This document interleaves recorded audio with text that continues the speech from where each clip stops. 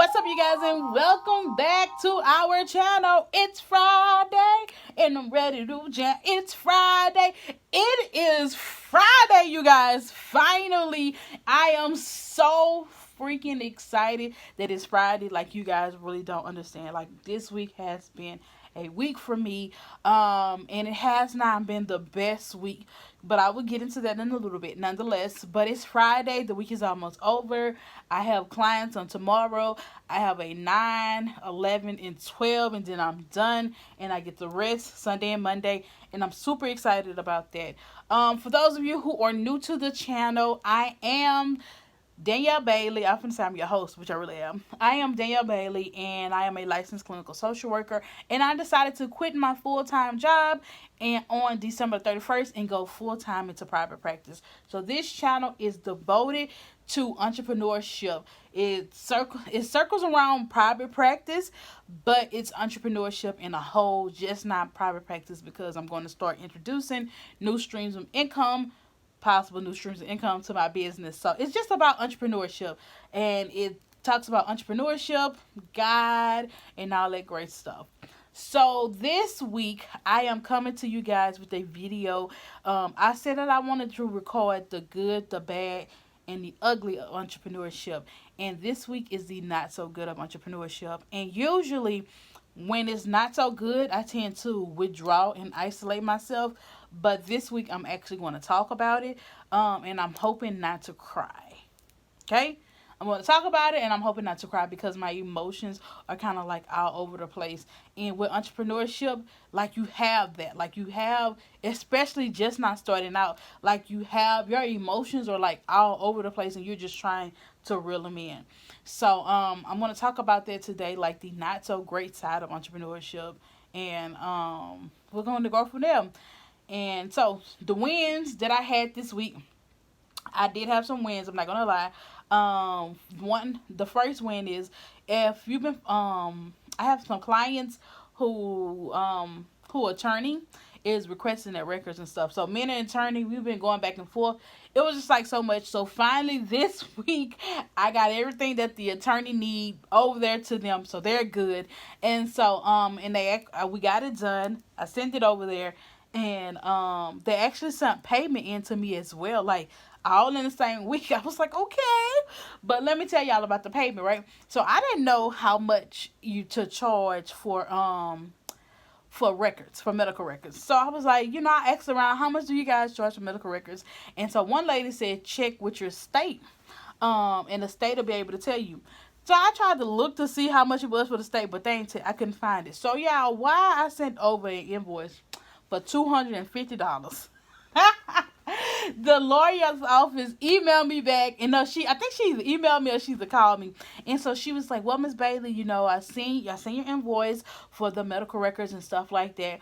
And so she was just like, however, it's a little bit too high. And then she started saying all about the Louisiana statute code and all of that. So she was like, would you like for me to send it over to you? And I was like, sure. Because, really, I didn't know. I'm just shooting out there. Boom, here you go. And whatever. I'm a overbid. And then you're going to tell me. So she sent it back. Y'all, I told some people, talking about something, $250, y'all, and it was only worth $36. Like, they charge you can charge a $25 handling fee. For a private practice, you can charge $25 handling fee, and I guess that means gathering all your records and stuff. And it's $1 per page, up to 25 pages, and then after that, it's 50 cents per page until I think 300 pages. So the client records was not that, in private practice, the client records are not that thick, y'all. So it ended up being like the shipping and handling. It was like 9 pages. So it ended up being like $36, okay? $250, $36, child. But nonetheless, I got the Louisiana law, so now I know how much to charge for client medical records. So I got that done. Like, I'm so thankful that is done. It was just like, nerve-wracking. And they would call like, oh my God. I'm just like, woman, I'm one person, okay? I'm one person. I got other clients to see. So but nonetheless, I got them in. They're squared away. they're paid for and things of that nature. So that's great. That was a win. And something that I don't okay, so the something that I struggled with to this week, which had my emotions all over the place, was in private practice, clientele, steady clientele, and income. Steady income. That's what I struggle with this week, and I end up letting it get the best of me. It worries me. I'm not gonna lie. Steady clientele, steady income from insurance companies, billing. I have a problem with billing altogether, y'all. Steady billing, steady clientele to actually be able to bill and stuff. So I'm struggling with that in the aspect. And like when you don't have steady clients or steady billing that's going on, like you don't have steady income. And so I can remember when it happened. It started on Wednesday. I was thinking like I have this certain amount of money in the bank for my private practice, which is not a great deal of money. And I was like, I can pay myself one more time out of that, and then I'm going to be looking for the next check and where the next check is coming from. And so, I got kind of like down. That was Wednesday. Like I said, I can pinpoint. I was getting ready for work, and I just got down about it. And then not only did that happen, like okay, so it was like, Danielle, when is where your next check? Like you got a check coming up. You can pay. I get paid. I pay myself next Friday. So what's going to happen after that check? And so it's just like I just started thinking like, what is really going to happen? Like how will I pay myself? How will I be able to pay my bills after that? And so it was a downward spiral. After that, I was just like, shoot, I don't know.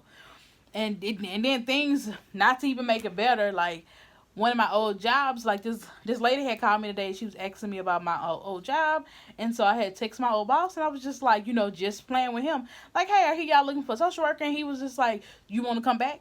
And I was like, uh, no, and so like tempted to say yes, but I was like, no, I don't want to come back.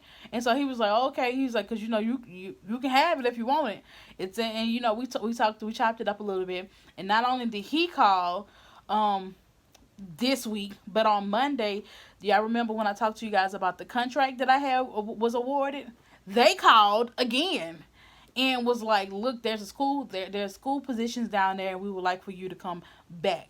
So it's 2 job offers and 1 week within a couple of days span, and you're struggling for money. You already don't know where your second check is going to come. So what do I do? Like, what do you do? This is your passion to be your own boss, but being your own boss, it's not as exciting sometimes, and it's not as exciting sometimes. It is not as I'm just gonna go ahead and say it. It's not as sexy or glamorous as people try to make it to be.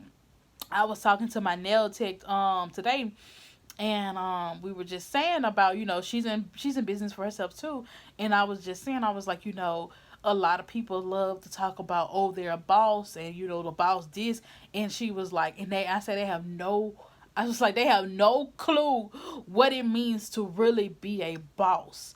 And so she was like, girl, and like, so we talked about it, and it lifted me up to know that like I'm not in this struggle by myself.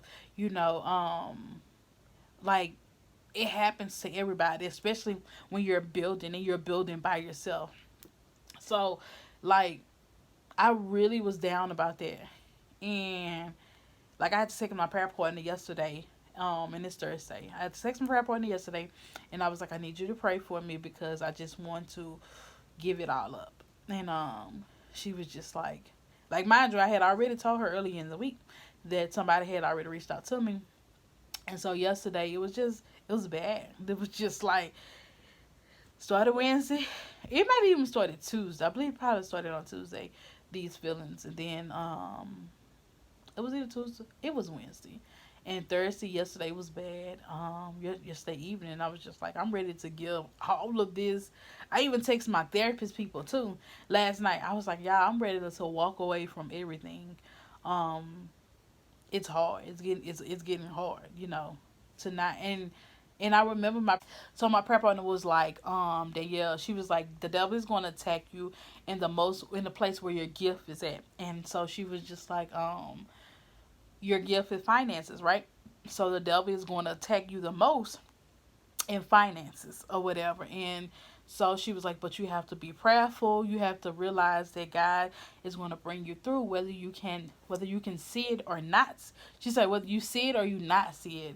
And so I kind of been struggling because I can't see, like with finances for me, like I'm very detailed in that area, like very, very detailed. And so not knowing where the next check is going to come from is something that I kind of struggle with.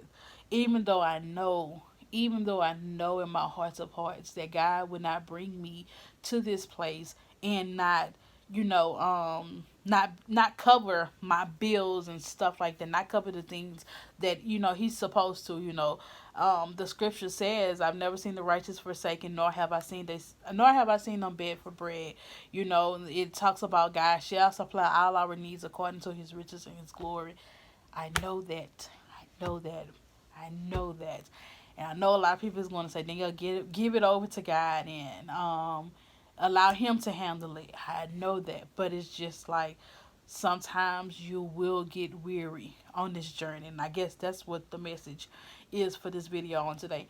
Like sometimes you're gonna get weary on this journey, and right now, in all honesty, y'all, I am moving on stored up prayers that I have prayed, or either prayers that my friends and stuff like that have prayed for me. I'm living off of those prayers right now. Like I'm still able to go off of those prayers. So that's why it's always good to pray during the good times. And it's because sometimes like them stored up prayers that you're living off of in the bad times, when you just can't seem to pray for yourself, or you just can't seem to see your way out of it, it's going to be those prayers that are actually going to get you through. And I feel like that's what I'm living on right now, is those stored up prayers that I have prayed, and the prayers that my friends and stuff and family members are praying for me as well. So y'all, this week's episode, you entrepreneurship sometimes is where you get weary, and you just don't know. You just don't just don't know when the next check is coming in. But nonetheless, y'all, like I'll be glad when I can turn these narratives around. I feel like that this is kind of like a lot of my videos have kind of been like lately not so great, like not so exciting. I'm coming on and telling you that like I'm weary in some areas. That I'm getting weary. Yeah, I get it. That I'm getting weary or whatever, but nonetheless, this it.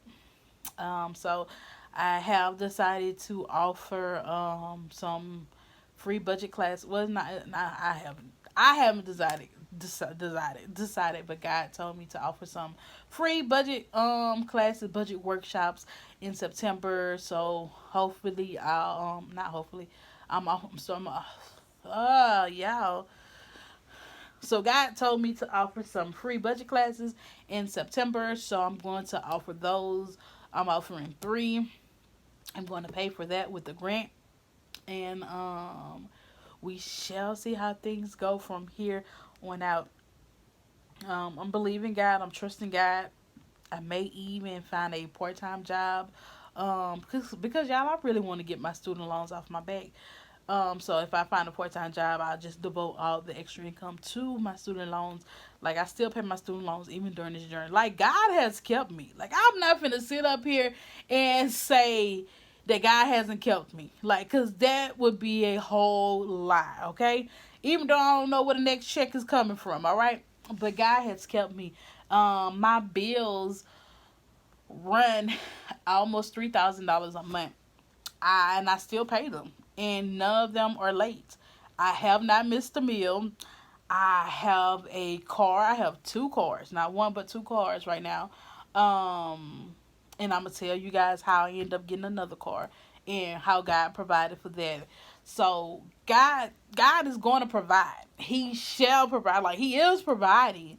But I don't know what. Yeah, I just did talk myself happy. But like I pay an $800 student loan bill every month, and I've even thought about canceling, like going into deferment. But I worked so hard to get to where it's at now. I think I owe like about 24,000. Like after I make next week payment, I owe about 23,000 and some change, or whatever. So it's like I'm still